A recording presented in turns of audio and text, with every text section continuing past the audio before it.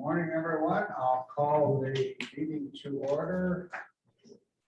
This is the Land Conservation Committee, Winnebago Here's your County, pen, Judy. Thursday, April 6th. Do I have confirmation that we are properly noticed? Yes, we are. Thank you. Next thing on the agenda would be approval of the minutes. So moved. Second. A motion and a second. Those minutes are from March 9th. Any discussion, amendments? Hearing none, all in favor, say aye. Aye. Opposed, opposition, motion carries.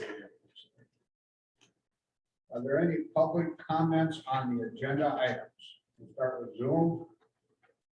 Morning, Julie. Morning, Chuck. Got any comments? No comments from this Okay. sector. Anyone else? If not, we'll move on to announcements. That would be our director, checkbook. Yes, Steve. We don't care. You know. Okay, we'll start out, we have our tree day next Tuesday. We hold that with the DNR. It's going to be in our garage. We have all the trees out there. We have the tree supplies, tree planters, they're all maintained and ready to go. And we have, I think, around 22,000 trees or so that were sold this year. With that, we also had an article in the Oshkosh Herald in regards to our tree program. So they acknowledged our department and the supplies that we have, along with the shoreline restoration work that we do with the county. I think what they did is they took our annual report and they took some of our articles from the report and did a story on it in Herald. So real nice story on the department. So if you haven't had a chance to see it, take a look. It's online or do a copy in our office. And then speaking of annual reports, I sent this all to you. I don't know if you got it digitally. But I do have hard copies here if any of you want a hard copy to take with you for the department. And we try to highlight some of the work that we did in 2020. So got a lot of feedback from others, county board members and organizations within our state. Positive remarks on the work that we do. So it was worth the effort and it's nice to showcase all of our features. Can I ask Jim, what are these old pine trees that you're? It is shrubs, there's hardwoods and conifers, so it's a mix of yeah. How does one go about ordering? There's Born with DNR that we have, you can order right through the DNR through them. Otherwise, there are some private nurseries in the area as well, and if you wanted smaller increments, I know Outagamie County, they sell, I think, increments of 25. So this would be higher orders through the DNR program. Great one that you have to get. It might be a fun. So more higher quantities, but there are. Outagamie County starts like in December, and like January, they're pretty much sold out. They work with local nurseries and yeah, bundles of 25, so it's nice for just, small landowners that don't want to plant hundreds of trees.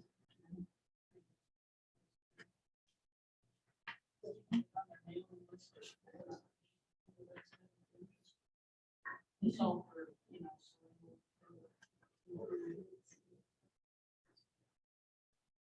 fundraising.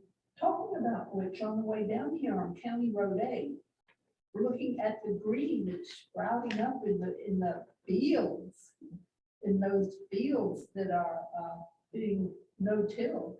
That was cool. It's great, yes. And you see the opposite ones, I see a few of those too, where it's going on crazy. Still a lot of work to do, but we're getting. Okay, I just wanted to mention that we have about $22,000 of MDD funds that needs to get allocated yet.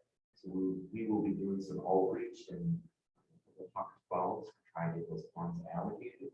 So it'd be the highest loading Puck 12s in the Fox River watershed. So that'll be done probably the next month to try and get those funds allocated.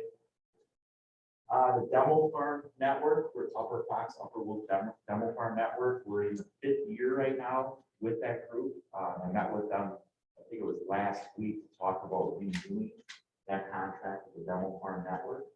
It expires the end of September of this year.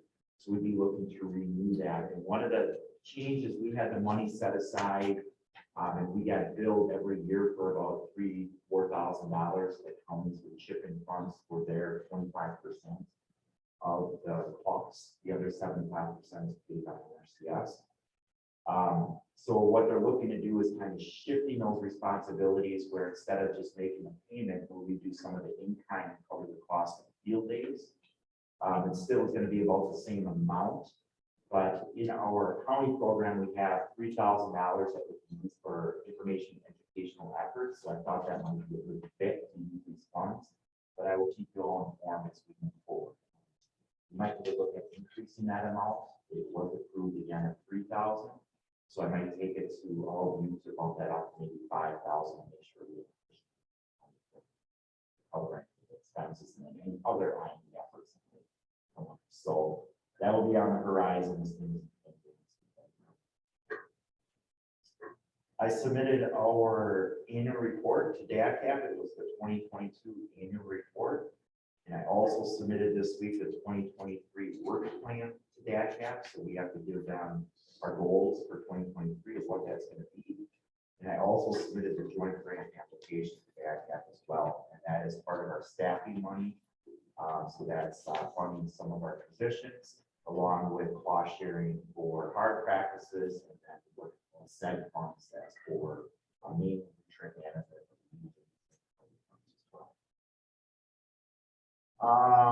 The other thing I had is producer-led group up by the Rat River watershed. Jim Dickey is kind of spearheading that. That group is starting to advance. So we actually, Emily with our department gave a presentation to them last night. We're talking with Washington County and some of their producer-led groups. So I still need to find out, they have to have a cooperator as an applicant. It'll probably be our department. I just need to get more details on exactly what are involved. If it's going to be managing the finances or what it's going to be exactly. So I will keep you informed. That is advancing. The deadline is in September to apply for the funds from that for the producer-led. And then the last thing I had was, I don't know if you were going to cover the Winnebago water program agreement or not, Chuck, but last week, or actually on March 29th, that was approved for another 4-year agreement with Foxville Watershed Alliance for the Winnebago waterways program. So that will put us from 2024 to 2027 with that group again to keep advancing the Winnebago waterways recovery. So a lot of moving parts with that. We have that 9th element plan draft, which is almost our full county that would be approved under that 9th element plan. We got the lake management plan approved. It's just a lot of moving parts of that program. So it's a very good thing. We kick in $20,000 and now we'll share our counties as part of that. For counties contribute towards it.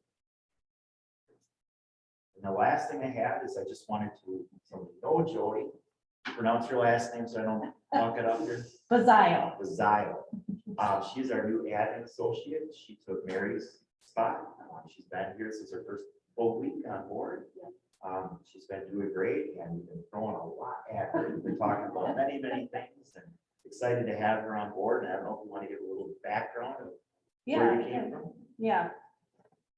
So I grew up here in Oshkosh, moved away for a while as an adult, but came back in 2017. When I came back, I took a position at the extension office. So I've been their admin associate since 2017 and just looking for a new challenge really within the county and some more responsibilities. So Chad said, I have a position. And a challenge.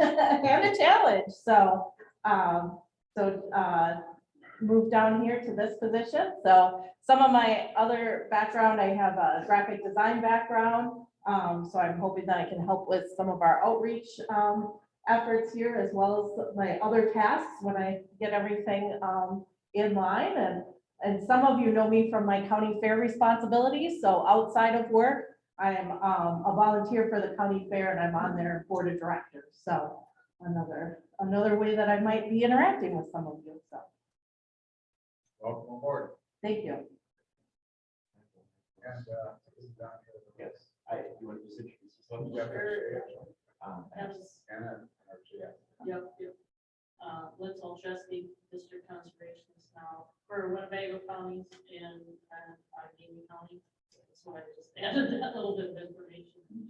I'm working in the office here with Mary Schomburger, probably one day a week. I try to get over here at least to be here.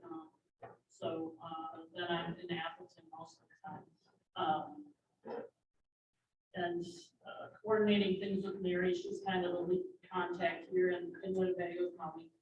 But I just wanted to come today to share just some highlights of what we're doing with the Natural Resources Conservation Service. And I don't know if all of you are familiar with us. We're agency of the USDA. So along with Farm Service Agency, NRCS does a lot of conservation work on the land through federal programs and federal funding. So a couple of our programs, some highlights, and I'm going to take a lot of your time here, but here in 2023, our most probably popular program, I would say, for just kind of cost sharing conservation practices, whether it's grazing or cover crops or grass waterways or just variety of different practices we can use to address resource concerns, is the Environmental Quality Incentive Program. The sign-up deadline for our first sign-up was in October. We were wrapping up contracts. Mary here had 10 contracts, and it obligated them up to just under $270,000 of federal funding to help people address resource concerns on their farms. Our second sign-up here for this year ends May 19th. So right now she has 8 applications for a variety of different practices. And rotational grazing has been a real of interest to a lot of people recently, not necessarily food operators. A few dairy operations want to move into grazing their heifers and that kind of thing, but small beef operations, so that's been a real interest recently, both here and in through EQIP, our Environmental Quality Center program. The other program that's very popular is the Conservation Stewardship Program. She right now, Mary does have 12 applications that she's working on here. The sign up ended last week, Friday. So we'll be working on contracts, and everything is based on a ranking score. So the highest ranking applications get funded, until the money's run out. But we're gonna have, moving into 2024, Inflation Reduction Act money is going to be funneled through our programs, so there's going to be a lot of additional funding available to people. So people just need to come in and sign up, become eligible for the program. They have any kind of resource concern, issues on their farm involving soil, water, livestock, manure, whatever it is. They can come in and approach us about trying to resolve some, issue they might have on their farm through whether it's EQIP or CSP. And then another thing to note, I guess, and maybe Mary has shared this with you in the past, but just a reminder, this time of year I'm driving out back and forth from my farm to work, and all the water, all the ponding in the fields and different things happening this time of year.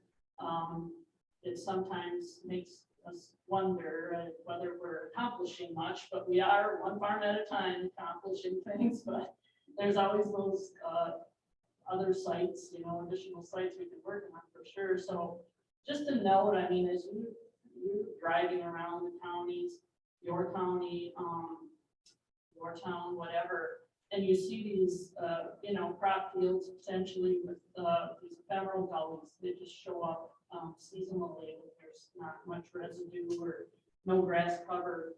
And I always think that, I should do more of an effort to approach some of these farmers, maybe just send out a mailing or whatever, that there is the opportunity to, enroll some of these areas that are difficult to, make, have a good yield on when they plant crops. They usually get them planted, but there's always some difficulties there with the amount of water potentially. So these flooded areas at the ends of the fields, along ditches, can be enrolled in the Federal Conservation Reserve Program.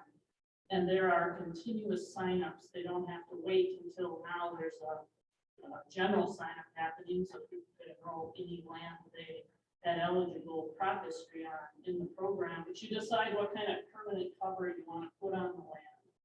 If it's an area adjacent to a ditch, a ponded area where you don't want, necessarily like trees and shrubs and that kind of thing, adjacent to cropland, but you want to protect that area from any kind of runoff getting into a ditch, for example, or just ponded if it's planted late every year. CRP allows you to enroll that land, plant a permanent cover, and like I said, it's a continuous sign up, so it's available all year long. And that protects that area, but the federal government then through the program pays you a rental payment for taking that land out of crop production. So the rental payments have gone up recently, so that is helpful. To control the weeds, establish the cover that you choose along with assistance from us in getting that contract put together. And for 10, 15 years, you can get this rental payment. And a lot of the rentals end up for these CRP enhanced contracts are somewhere like can be around $150 to $200 an acre. When it's a small acreage, it doesn't amount to a lot of money, but the protection is so significant. All it takes is that grass, that permanent cover to Is there a protect those areas. I'm sorry. Is there a minimum daily? No. Unless you're along a ditch, you'd like to have at least 35, 50 feet. You don't want it so narrow that it's not really providing a benefit. But if you've got a low area next to a road ditch even, where it's flooded for, a good portion of the spring, you end up planting it late, take in all that area. And it doesn't matter how small it is, just to help you get it established with permanent cover and take it out of crop production, get some kind of income off of it, and it's not dragging down the yield on the rest of the field potentially. Trying to get a crop off of there. Pardon? Would that be under CRP or? It's CRP is the program that would be very beneficial in those kinds of areas because of your land is being taken out of crop production. It's some way to get an income off of that land, which is difficult to farm anyway. So it's just an option. And if people are aware of it, maybe some more interest will come our way. You just need to contact our office. I just think I'm gonna upset everybody in this meeting and probably throw the village under the bus in the process. But in Winnie County, the mud is so bad in the river right now that people are posting to not even fish because you couldn't catch a fish if you wanted to. And the worst scenario, you keep mentioning farmers, and I totally get that. The worst scenario, I have some storage units. I couldn't build the last storage unit because I had to put in a retention pond so that the water could clear before it could get into the ditch. The village owns 160 acres of farmland right next to my storage unit with zero cover crops. It's future industrial development. The mud runs off from that field right through my parking lot into the ditch. If that water was any muddier, it wouldn't be water, it would just simply be mud. That's the consistency of it. Goes down several ditches to the channel Luckily, one of the ditches was a little bit filled in, so there was a little bit chance for some of it to settle. And the day after the last rain, the village is out there with their backhoe making the ditch deeper so that all that mud can get into the channel faster while my retention pond that cost me dearly is sitting there. How do we? I mean, I could certainly go and yell at the village. Can the municipalities actually apply for any of that cover crop stuff? Or are there other landowners out there, not just farmers, that need to be educated? I was gonna take a couple pictures to show Chad, but I'm sure he knows. That's my commute in through Winnebago. That's what I was alluding to earlier, the runoff of chocolate milk coming off the fields the last 2 days. It's like whatever we're doing, What road is that on?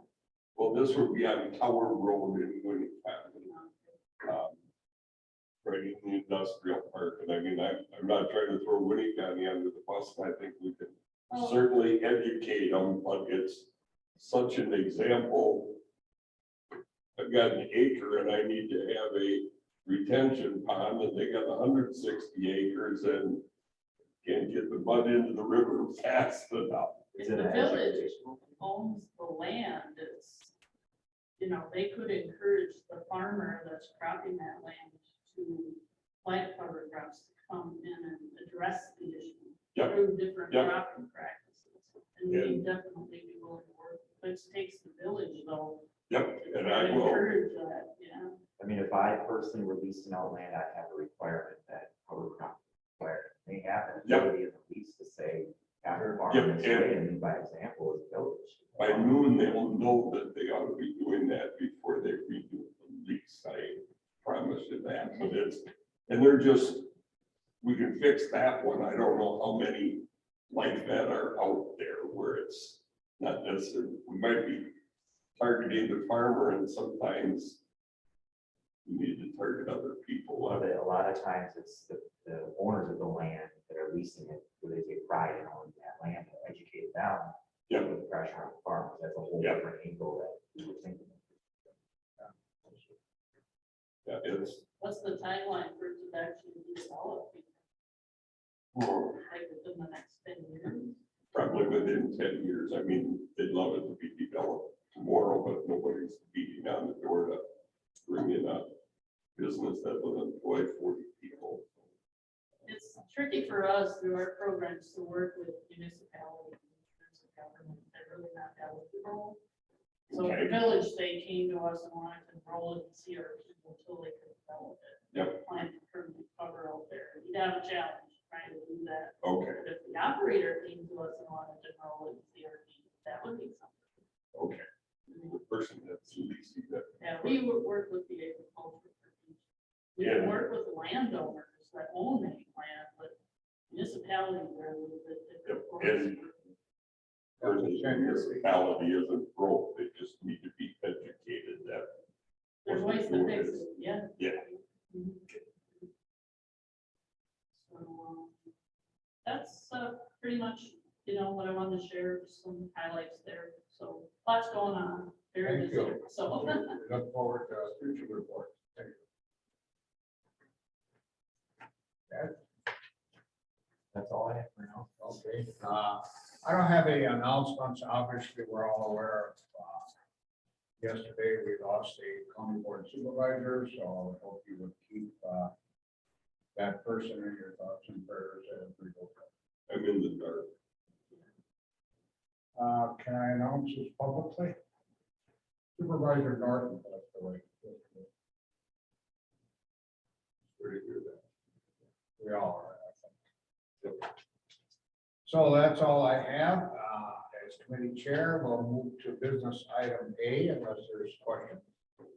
Can I just make one statement for whatever it's worth? The rock wall that you put out there in Winnie County stopped the biggest damn chunk of ice ever coming down Winnie County and lodged it there so the current could heat it up and saved all my piers and docks. So thank you very much. I like to say plan that for you. Yeah, I was just gonna There say you the go. same thing. We did that. Yeah.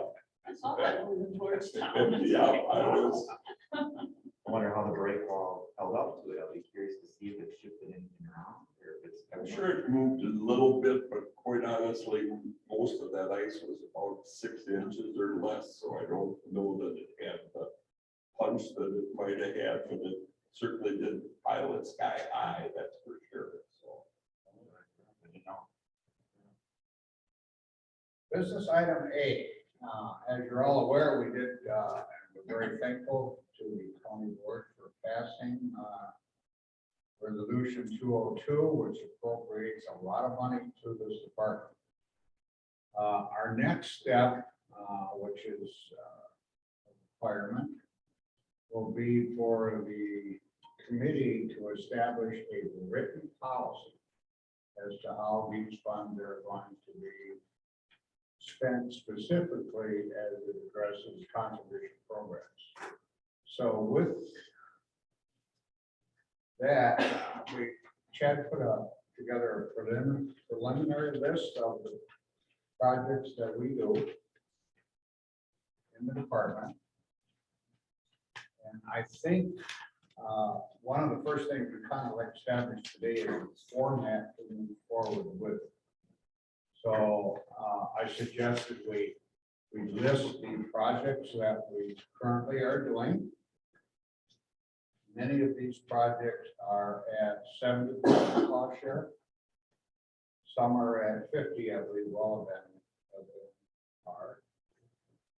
So we will establish as a committee what projects we want to bump up to the 90% cost share, which is part of the resolution of the program. And I think this is going to be probably a little bit of a lengthy process. I expect this to go on for several months. We're hopeful to get it done by September. Over by late summer. And as of right now, the disposition is, once we get it approved, the county board would have to approve it. That's still under some discussion, but that right now is the focus. So I would suggest, for the benefit of the committee, we might want to change the format. Let's pick one here. And all these are just my thoughts, so anybody can jump in and whatever they choose here. The harvestable buffer program. So as I look at that, I would think we'd all want to know, first of all, what it's currently cost shared at. And then perhaps where the funding comes from for that cost share. As a brand new program. Oh, wrong example. And so how about- program would be- How about wetland developments or waterway system? Yeah. That's all. another one.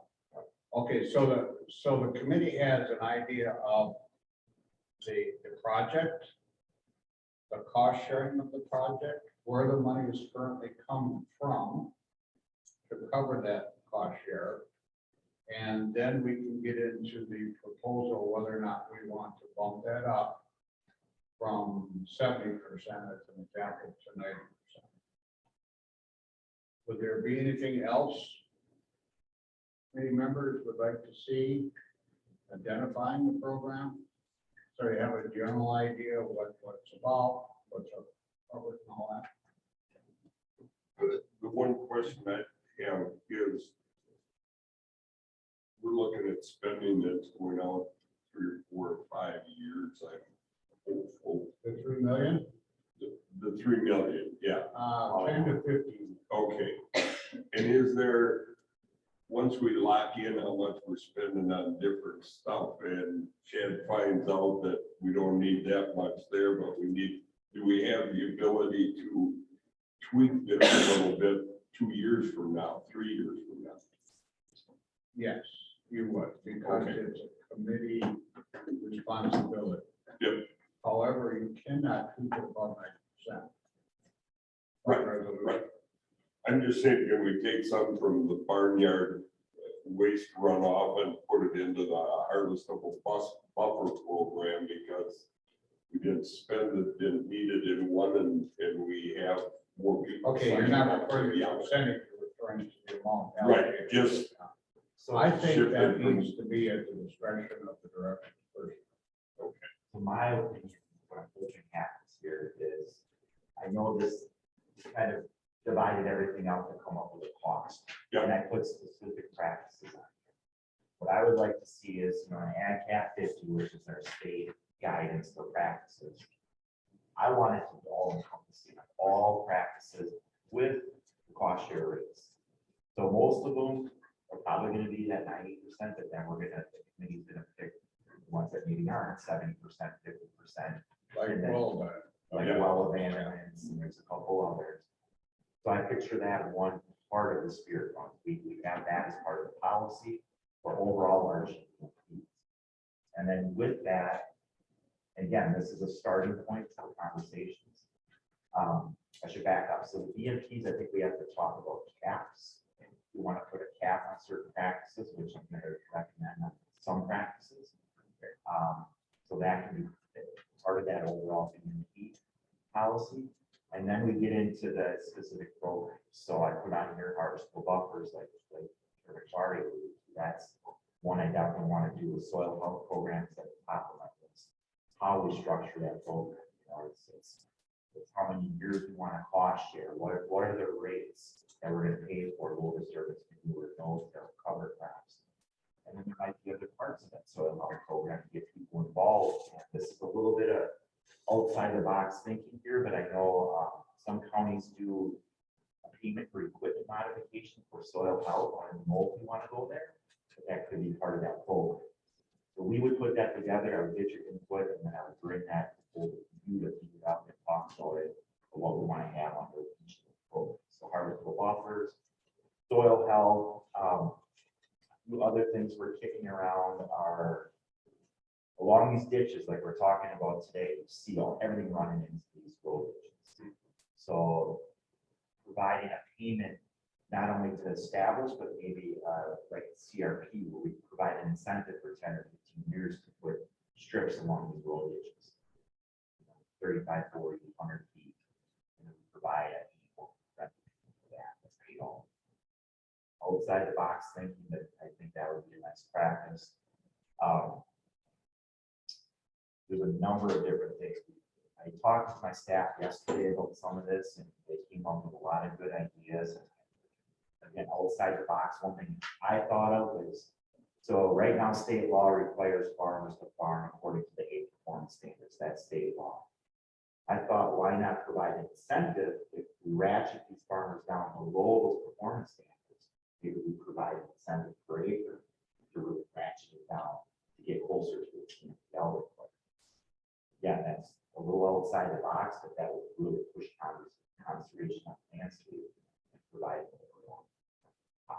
just throwing ideas out there to get the discussion. Now going. you're addressing the programs beyond what we currently provide, correct? And that would be 151, you said? 151 is that's existing performance standards. The farmers need to be farming. That's a much broader program base than what we currently have. That is what we currently have. Okay, all right. So this would be Outside of that. outside expanding of that. This is voluntary once you get ratchet down the low performance standards. Right, incentive possibly. And I know I'm throwing a lot out there. I would get it on paper to show you guys, but I might suggest that we go through what we currently provide, what you have listed. And I think this pretty much mimics the presentation you gave to the farm board and all the criteria that we addressed during that presentation. And then beyond that, we can probably get into, but I'm gonna look at, we're gonna need projections of cost. And then we get into another issue, because currently we have, what, 90,000 a year county funding, 94. 94? We want to continue to keep that as a budgeted item. Yes. So that being the case, we have to determine how the new funding will be applied beyond that program. So I would interpret with the current county funding, we still could do 90%. Yes. But we run out of money sooner. Well, So your backup would be We have- spirit. this is what you all approve for the county. So the only way we can do a 90% right now is if they go above and beyond. That's when we do 90%. Otherwise, we'd have to change this policy, but what we could do is piggyback funds. We could use, 70% of this, 20% is spirit. funds, Okay, or just state. piggyback onto that program. We could do our policy. It could be 90% for these practices and we figure it out on that. End for the all parts of the different programs that we have, if that's the policy. So I would interpret then that once we've spent the county allocation of funds, then we would be using entirely spirit funds. Because I see this expanding greatly. When we start going to 90%, we should have a lot more people in it. So we would be, spend that money first is what we're saying, and then go into spirit. I would look for the guidance of the committee, well, because we have our, We'll need to hear the pros and cons of that. yes, and that would be state, our county program, and then spirit funds is kind of what we set up. The main funding sources, we have other ones that those. Although we could supplement the state and county program with the additional 20% Yes, at any point in time. yes, and that is what's kind of swirling in my head. Right. Yes. Yep. So we have a lot to work out as we go forward. And I suggest it needs to be a written approved policy. In the end, a document. And then I understand right now would have to go before the county board. So the work we're going to be starting as of next month.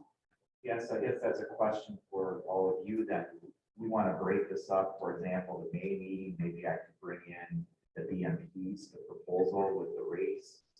And we do that part of the policy first. And I don't know if you want to approve it section by section. So we could do that. And then the soil health program will come in June and just keep. If that makes sense. I don't know. I would suggest we might want to go through the document after the current projects that we are providing and work on them and then expand it beyond that. I'm just looking for a little more criteria in the bullet points. Yes, but again, I would look at that as a starting point. This was first kick at it. And Yeah, sure, that's fine, that's the purpose of yeah, what we're doing. I think we need to, I mean, if I'm gonna give you guys things to discuss, it's gonna take some time to come up with a harvestable buffer program. So what I would, Yeah, because that's not in percentage, that's in dollars per it's acre. a flat rate, whether we decide 200 an acre over 10 years, 15 years, those are details I want to be able to put in front of you to talk about. Maybe we don't want to do that one up front. That's where I was thinking, let's if we just talk about the BMPs, so I can just Yeah. come up with a proposal for all the practices and just suggest which ones I don't think should be at 90%. And then you guys can all talk about it. And then I don't know if we would approve that part at that meeting, or if we just keep. Well, I think what I would ask for is consensus by the committee as to what we're talking about on that particular meeting. So we'll keep working it down until we've completed all of the recommendations. Then we can go back and look if we want to change or amend something. And once we've got a final product, that would be the motion to approve. So you're going to approve it as an entire document, not individual. Agreeable? That works. Okay.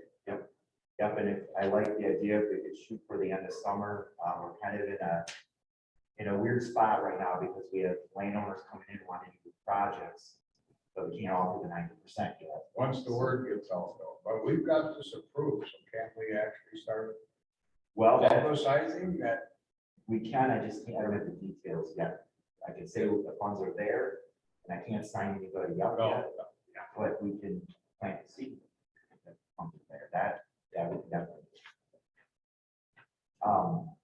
The other thing was, sorry. To guess I'm just a little wondering how we went from 70% to 90% so quickly, and why did we just jump over 80%? It's like, I can understand why they all want to sign up if we're doing 90%. At that point, we might as well just do 100% and everybody sign up. I Let guess. me answer that a little bit. Okay. When this first came forward, perhaps you recall, it's been quite a while. Bruce Bohm recommended that we go to 100%, and we actually asked for funding. Since then, there's been some discussion by county supervisors, to myself and I believe to Chad, that they wouldn't support 100% because they're looking for buy-in from the farm. Yep. That's where the 90% comes. And I back with that same thought. I don't like paying 100%. I've never had that philosophy because I like the landowner has a little skin in the game. They maintain it better, take a little ownership. And I agree with that. I don't think 10% is enough skin in the game. That's the only reason I'm throwing out 80% would be better than it was and would stretch our dollars a little bit farther. Well, Chad, the- Chad, this is Bruce. I do have a question. This Bruce, Yep, hi. hi Bruce, yes, sir, go ahead. I did say 100% at the time for the sake of these funds are above and beyond, it's almost like free money. So to get people's buy-in, it's sort of like when we started on this whole project, we started at a number of 600,000 is what our committee normally takes care of in a year, and we took it times 5, thinking let's shoot for the height. We've got quite a pool of money here, and at some point, the difference if the county is funding 70% at this given time, if you take that $3 million and spread this across all these projects at, just say from 70 to 90, 20%, 20% to get this into the, this money is going to last for an awful long time. That's not a bad problem. But if you're on a 10 or 15-year project, and I don't know if you need to spend it at that time or not, but there's some issues within that also, just be aware. But whatever we do, I think you have to keep it fluid. And I don't know if there's any legal responsibilities here also with some of these decisions that council has to approve what we're doing as we do make decisions. So just keep it fluid.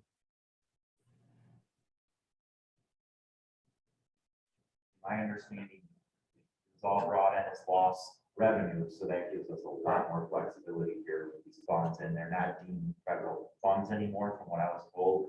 They're local funds. So that's great for any kind of match as well, for any state or federal grant. Any of this money could be used as any kind of match. And I think CAFOs, we could do field practices with too. I know initially they weren't eligible, but because it's lost revenue, we could be working on some of these farms, not on their facilities, but on their cropping practices, which would be great for their conservation. Back to your point, and what you're suggesting has been discussed all through this process, certainly by the supervisor. The focus is to get as many practices on the land as we can with enhanced cost factor. If we reduce that, the chances of people buying into it are somewhat diminished. That's what you need to give a lot of thought to. I do agree 100% was a bit of a stretch, and I think 90% is a reasonable comment. Obviously, when you're on the county board, you have to accept and understand different points of view, and that requires compromise. That's where the 90%. But certainly, if you want to address it to a lower amount during all of our discussions, that's your option. For instance, well event. Want to give them a little history on the well event? That goes back to Tom Davis. We used to do it at 7%. But we had so many requests, we're running out of money. So we dropped it down to 50 And that, to conserve the money. Yep. We're on the other side of the fence. We want more requests and we're offering more money to enhance that. and a So that's follow-up kind of the question point. would be is, if we get such a good turnout that the money's going faster than we anticipated, we can drop it down to 80% a year from now or 2 years from now if we feel Well, we need to. yes, I think this policy will come up for review. This is I see it as dynamic with committee approval that, if we want to adjust things or add a new program, I can bring it forward and you all can approve it in advance if it's something that's out there. I would think at the least, or the chairman might be at the future, chairman of the committee would want to address it at least once a year. Or at the request of the director, if he's having issues, we need to change focus a little bit, I would think the chair would respond to that. That opportunity will be there for any of us that continue on the committee as we go. I just add that if you have interest in these practices and say your money is running low, our programs overlap your programs, cost share very similar things in a different way and accomplish the same things. So there's lots of additional opportunities for people who are interested in conservation practices to get it paid for. And Chad kind of is familiar with our programs too. If those people maybe fit our programs a bit better, you can, channel them our way. I'm very glad to hear you say overlap, because this has come up before previously. It is our intent to provide conservation, but we also want to keep in mind the practices that are offered through the federal government. So certainly we're gonna have to tie that in somehow. Chad's gonna be very busy up there. Oh, yeah. And one big thing I'm working on right now is to try and get the agreement where we can see your records with your privacy policy. So we don't double dip. Some of us, for example, the soil health program, we start signing up farmers. We don't want to be paying at the same time. And what we talked about yesterday is maybe trying to piggyback after, and again, this needs to be approved by the committee, but in my mind, I think 5 years is a good number to shoot for soil health to get the buy-in. So if you guys, say example, you guys paid for 2 years, maybe our program 3 on the back end, we stick with it. But those are all the discussions, and I need to get that agreement signed so I can. Yeah, sorry that took so long. It's in our legal hands right now. and Oh, okay. Just trying to get it. I was trying to follow up with Eric Almas on it, and it's like he didn't respond. Yeah. When you deal with the fact.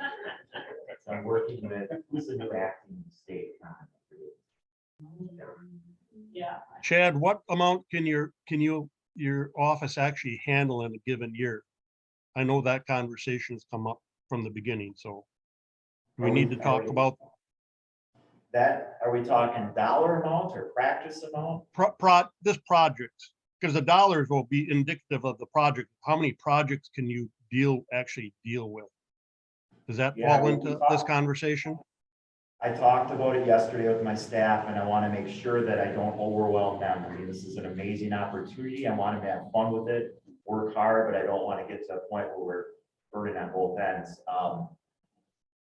It's hard to answer because like the harvestable buffers, for example, you get that signed up, I'm getting everybody talking about a monitoring schedule. So all we'd have to do is get it established, go out every 3 years to verify that everything's still good. So that won't be that big once we get it up and running. Soil health, we're gonna have to check, cover crops, no-till, it's gonna have to be checked twice a year.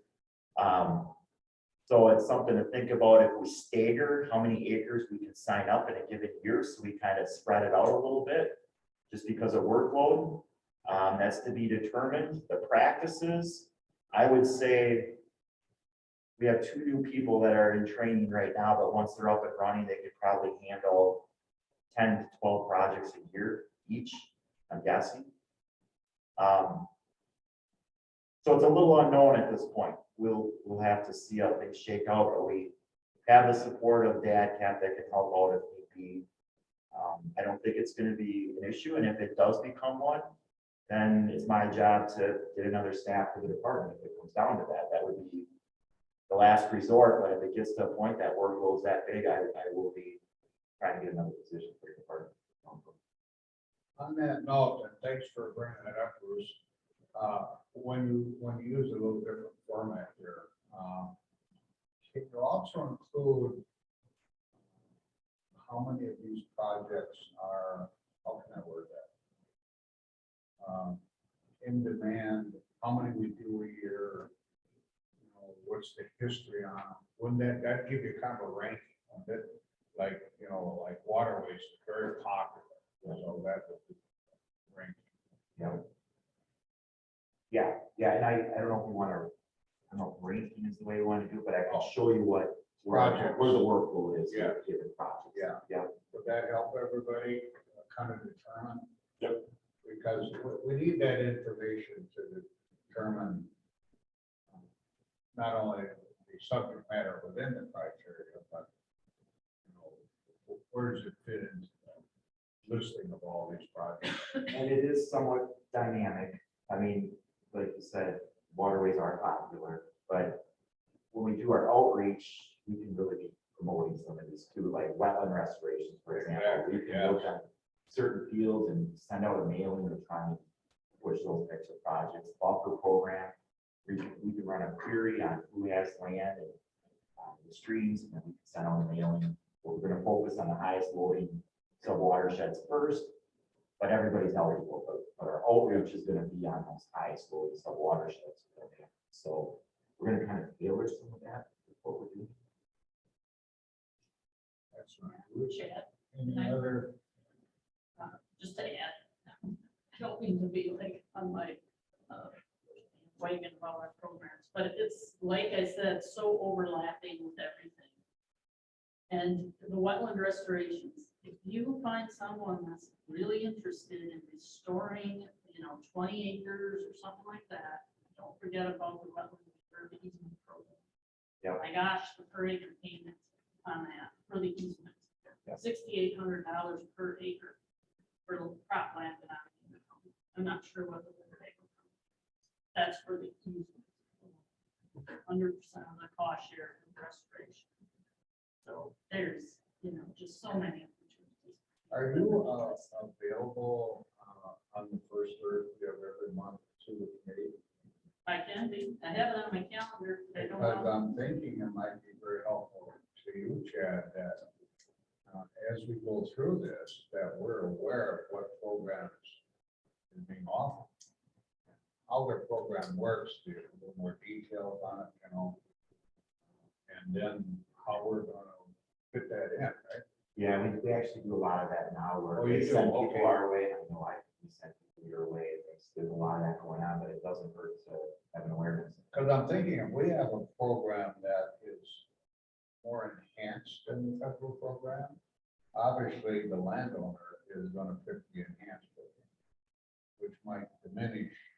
the That's focus. fine. I mean, Oh, not you don't have a wanting to problem. compete with each other. Yeah. I just want the Yeah. best thing for the landowner. Works best for the town.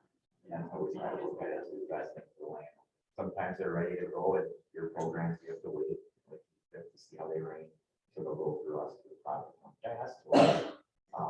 There's one abandonment that we just did, we're storage abandonment from down, that's the month, so it does go back. Okay. And just decommissioning.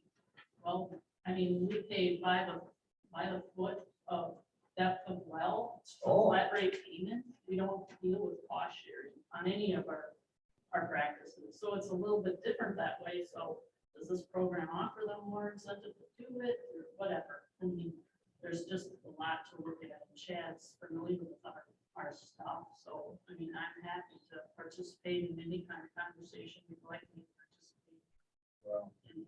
That's, because I think what we're describing is the complexity of this mhm. as we go forward. So I think probably to keep things going, we'll do our thing. If there's an issue that would overlap, one of you need to make us aware of it so we can address it. Give it that, yep. Okay.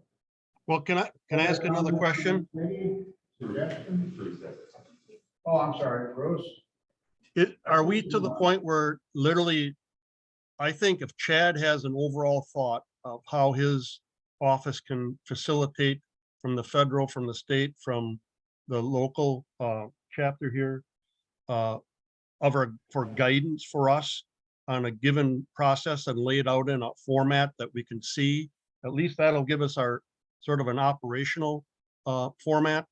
And then the distribution of the percentages and things we can do after we sort of find out what Chad feels. And then, because right at the top of it, it says possible use of the spirit fund. So, it's just going to be a guide at the beginning. So I think Chad should put something together for us as a guide from what he thinks he can actually take care of in a given year. For that, is that okay to do that? Or is that what we're saying?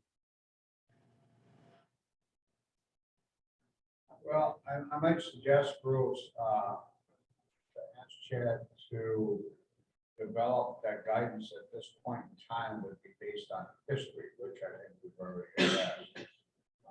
But in the future, how do you predict that? Because I suspect we're going to have a lot of applicants at 90%.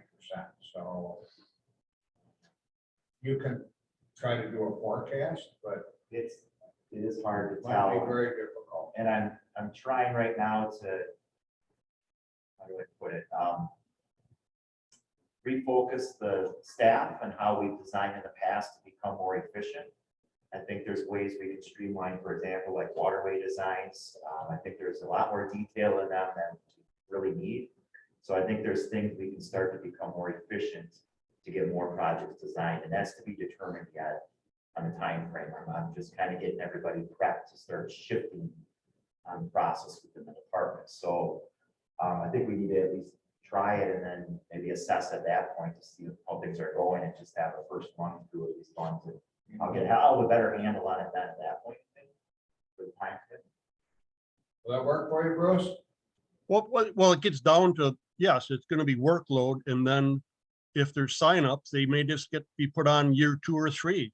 And that's okay. But it's just the sake of as signups come, what they think they can handle. And then it's not, if someone says, yes, I want to do a specific project, but they may be out into 2025 or 2027 because of workload. That's all. Bruce, will you be at the May meeting in person? I will be at the next meeting in person, yes. Thank you. Is there any other comments from the committee? In my understanding, we've got this kind of listed as a discussion, and it's Yes. definitely a work in progress. And to assume what you're looking for is just kind of a consensus that this looks pretty good as a starting point, and Format of. we move on and Putting it forward. got You got your programs. I think we're agreement, the criteria that goes into that as part of your caption. And then we simply discussed, well, this is a program that we think should be enhanced to 90%.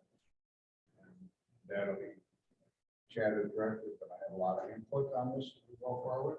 And once we get through the printed established programs that we have, then we'll get into areas that might be expanded as Chad is recommending or suggesting. So it's going to get much broader. This page is probably going to wind up being 2 or 3 pages, right? I picture a book like this with everything. Yeah. Once we get to that point, I'm going to need to put the overall general procedures of the lane, create a cost share agreement, our RFP procedures for this program. I'll send it out a bid. I'll have it all part of this. And then some of the innovative stuff, which is an outlier, like reverse osmosis. Maybe we provide a cap payment to the farmer to put in a reverse osmosis system. Those are the outside the box things. But moving forward, I would just so I have guidance and know what to bring to the next committee meeting. So if we're looking at the practices and cost share rates, I should put together a document for that part, and then we'll keep advancing, is that? how you- Yes. And we might be able to, how much time commitment do the committee members have on a given first Thursday of every month? Normally, this meeting runs an hour, maybe an hour and a half. I'm thinking we might need to get into like expected 2 hour type time frame. Will that work for everybody? I think it's gonna be absolutely necessary. Okay, all right. Bruce, you okay with that? Absolutely. Where, as we get into this, obviously, we might need to conduct a little longer meeting, so. Oh, yeah, absolutely. Yeah, so that'll be part of it, because then we get more coverage per day on some of these matters, so. If it goes well, hopefully we can have this done by September of this year, if not sooner. That would be great. Well, and Chuck, I was actually thinking about having more than one meeting monthly. If we need to do that, we will address that, yeah. That is always another possibility with committee approval. Yeah. The problem we run into is some of us have commitments that we always have scheduled, so that might be a little more difficult. But I wouldn't say it's, impossible. It could be done. Yeah. Especially as we get into crunch time. As we start getting longer into the summer, that might be necessary. Right, and You gotta remember that ties up staff and everything else additionally. again, we're in that weird space with working with landowners. We try to delay projects to get that 90%, bring people coming in, the timing of it is a little, will be, and then the other thing we should look into obviously is the not hearing too many. Okay, yeah, we'll continue to discuss that. Yeah, I think, especially if we're going to start accepting applications hypothetically in September at 90%, can you imagine the workload the department is going to have for the balance of that year? It's going to be very high. So I think we've addressed all of the at least initial concerns and comments. Well, I have one more question. Yeah. Would it be advantageous for us as individual committee members to touch base with you, Chad, to try to understand better about where we would be going forward? Anytime you can call me with questions. Yeah, if you have any thoughts, any input, questions for me. call me anytime. So, Okay, okay, super, thank you. Okay, I think we have a defined process to go forward, at least initially. We all agree? That being the case, we'll move on to agenda item B. Review and approve the resolution to urge Wisconsin legislature to provide $18.7 million in stable core funding support for county conservation department staff. I believe we did run this through a ledge committee, it was approved. So we're number 2 as opposed to number 1 normally for the time issue. So do I have a motion to approve that resolution? So moved. Second. Any discussion, changes, amendments? Can I just add? You can, sir. So just a little background, currently DADCAP has been contributing a little over 11 million annually for staff support. That equates to about 185,000 for this department and it funded about 1.5 staff in this department. So what that request would do for the full 18.6 or 18.7 million is it would pay for 100% of the highest paid position, 70% of the second highest paid, and then 50% of every other one of those positions is what that would be. How far out is that go? As far as positions, Yeah, is there a number of it would be our whole department. Our whole department. So if this were funded at that 18.7, we'd be looking at, again, we get about 185,000, this would be close to 400,000 for the staff. So it would be a huge bump for this department if it were. And if we needed to add another staff member, which I'm starting to think might be required. If we got this, That then would fund half that that. would, we would be sitting good So if you have a personal acquaintance with your legislature, or even if you don't, you might want to give them a call and urge that they support this in the budget, which is currently on the state level, Sounds like there's more support than they've ever seen bipartisan right now for support from conservation departments. They really see the value of what we offer. Now, would that be at both the assembly and senate level that we would approach those? Yes, and what's happening there, of course, you have a committee that puts together the state budget. But if they can get that, so if you have a senator or a legislature that member that can influence that process, that would be great. In addition to that, if it does get put into the budget, we need to support to make sure it don't get pulled from it. So that's kind of how that process works. Now, if I understand it, the funding is administered through debt cap. So it's their budget. Department of Ag, Trade and Consumer Protection, that is the budget identity that would have this funding included in it. So that's part of the discussion. You can call somebody. Governor had 15 million put in his budget initially, so it was From 11. from 11. From 11. So we're looking for a little more. So those people in the legislature that want to provide an enhanced publicly, politically above what the governor's doing, good opportunity to make them look a little more fair. Any other discussion? Thank you, Chad. Julie, any comments?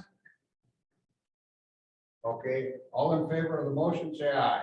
Aye. Opposed? Hearing none, the motion carries unanimously.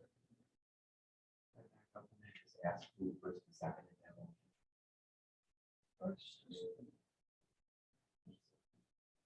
And while we're quiet for just a moment, I need to leave about 10:15. Okay, I've sure. got another meeting down at, on it. Sure, you go do whatever you need to do. We're almost complete here anyways. Review the Land Water Conservation Department project list. I have that somewhere.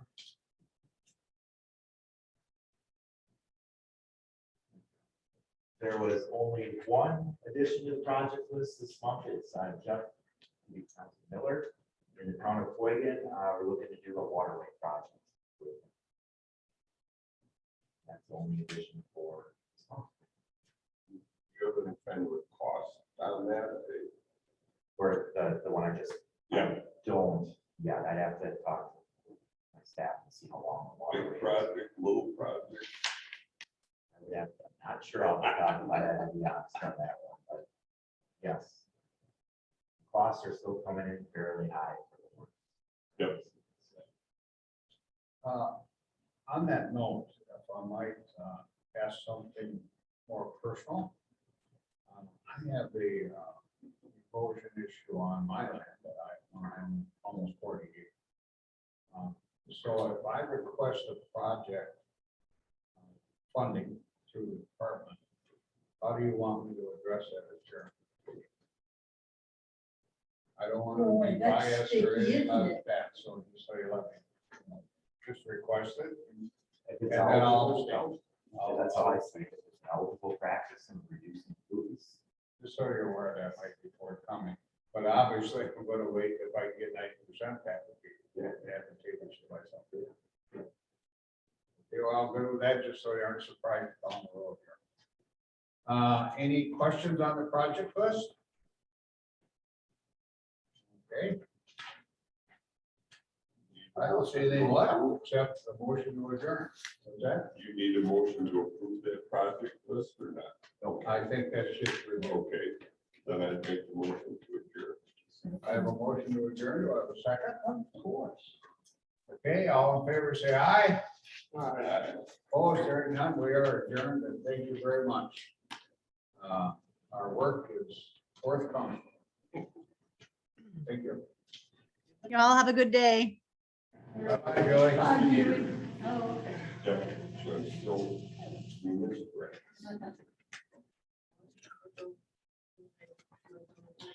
new, Okay.